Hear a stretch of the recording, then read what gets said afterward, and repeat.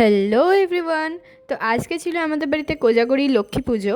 তো সকালবেলা তো ঘুম থেকে উঠে স্নান করে নিয়েছি, আর আমার ওপর দায়িত্ব পড়েছিল গপু ভাইকে আর বাকি ঠাকুরগুলোকে স্নান করিয়ে ফুল টুল দেওয়া। তো আমি তো এখানে চলে এসেছি পুজো দেওয়ার জন্য। তো গপু ভাই তো আজকে নতুন জামা পরবে, তার সাথে মা লক্ষ্মীও পরবে।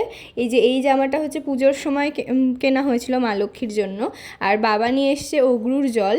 আর এখানে তো গপু ভাই আজকে এই জামাটা পরবে, আর তার সাথে ম্যাচিং করে এই মালাটা। তো গপু ভাইয়ের তো স্নান হয়ে গেছে, এবার গপু ভাইকে আস্তে আস্তে সাজিয়ে দেব। তো প্রথমে মালাটা পরালাম, আর তার সাথে পরালাম এই চুড়িগুলো। তো এর থেকে ম্যাচিং চুড়ি না সেই দোকানে আর আমি পেয়েছিলাম না। তো যাই হোক, তারপরে তো এই টোপরটাও পরিয়ে দিলাম, মুকুট। আর তারপরে হচ্ছে এই সুন্দর বাঁশি। তো তারপরে তো আমি এখানে মা লক্ষ্মীকে এই শাড়িটা পরাবো আজকে। এই শাড়িটা কিনে রেখেছিলাম আগেই লক্ষ্মী পুজোর সময় পরানোর জন্য। তো এই শাড়িটা পরাবো। তো চলো এবার লক্ষ্মী ঠাকুরকে স্নান করিয়ে দিই। তো লক্ষ্মী ঠাকুরকে তো স্নান ধান করিয়ে একদম রেডি করে এখানে সিংহাসনে বসিয়ে দিয়েছি। তো আমার মা লক্ষ্মীকে কেমন লাগছে তোমরা কিন্তু অবশ্যই কমেন্টে জানিও।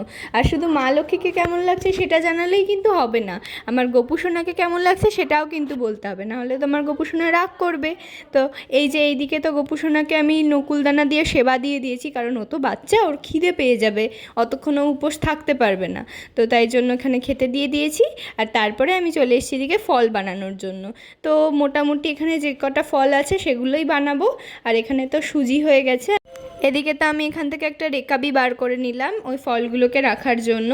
আর এখানে হচ্ছে মা আর জেঠি এখানে রান্না করছিল, রান্না বলতে মানে ঠাকুরের ভোগ রান্না করছিল। তো আমি তো এদিকে এসে ফল বানানো আমার কমপ্লিট। আর এখানে হচ্ছে সব কিছু মোটামুটি সাজানো হয়েছে, মা ক্ষীর ছানা দই সবই করেছিল।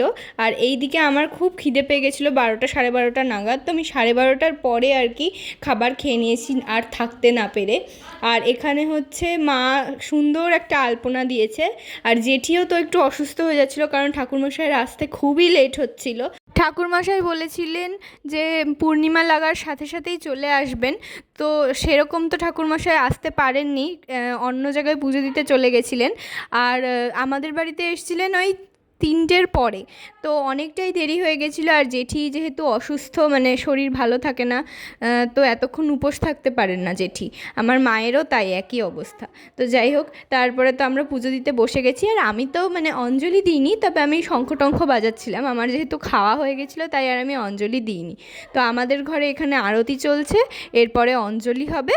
আর তারপরে তো চলে এসছে জেঠির ঘরে ঠাকুরমশাই। আর এটা হলো জেঠির মা লক্ষ্মী। তো আজকের ভিডিওটা এই পর্যন্তই থাকলো, ভালো লাগলে লাইক করবে আর চ্যানেলটাকে সাবস্ক্রাইব করো।